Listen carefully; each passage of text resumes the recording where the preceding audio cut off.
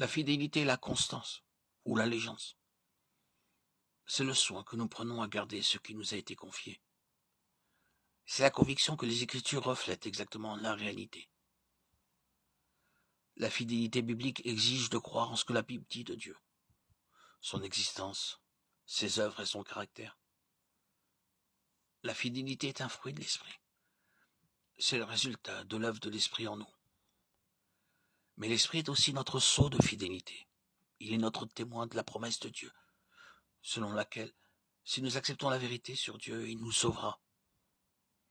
Enoch comprenait que Dieu récompense ceux qui le cherchent et lui font confiance de tout leur cœur. Nous faisons confiance à ce que Dieu fait parce que nous lui faisons confiance et non l'inverse.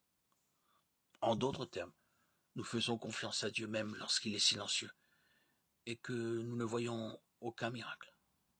Cela fait partie de la fidélité. Nous savons que Dieu est fiable, inébranlable et vrai.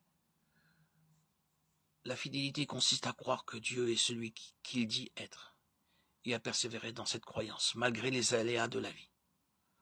En pratique, cela signifie que nous faisons confiance à ce que Dieu dit dans la Bible et pas nécessairement à ce que le monde ou nos propres yeux nous disent. Nous avons confiance qu'il fera concourir toute chose à notre bien. Nous avons confiance qu'il accomplira sa volonté en nous.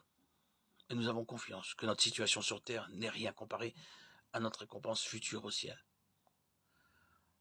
La seule façon d'avoir une telle foi est par l'influence du Saint-Esprit.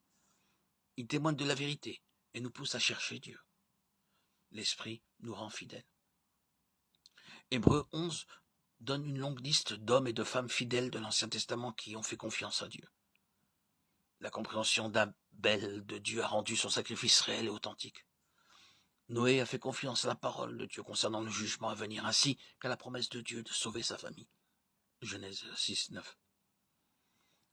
Abraham et Sarah ont cru contre toute évidence qu'ils auraient un enfant. Genèse 21, 1, 34. Rahab a fait confiance à Dieu pour protéger sa famille lorsque les Israélites ont détruit Jéricho. Josué 6. La foi de Gédéon, aussi inébranlable qu'un grain de moutarde, a mis en déroute une armée entière. Juge 6, 7. Dans cette liste d'Hébreux 11, on trouve l'exemple d'Enoch, qui a obtenu le témoignage qu'avant d'être enlevé au ciel, il était agréable à Dieu. Or, sans la foi, il est impossible de lui être agréable, car il faut que celui qui s'approche de Dieu croie que Dieu existe, et qu'il est le rémunérateur de ceux qui le cherchent.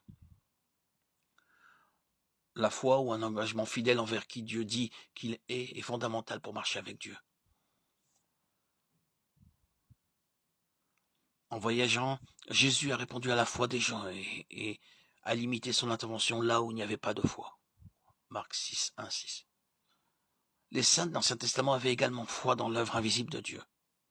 Hébreux 11, 3. Abraham n'a jamais vu ses descendants devenir aussi nombreux que les étoiles du ciel.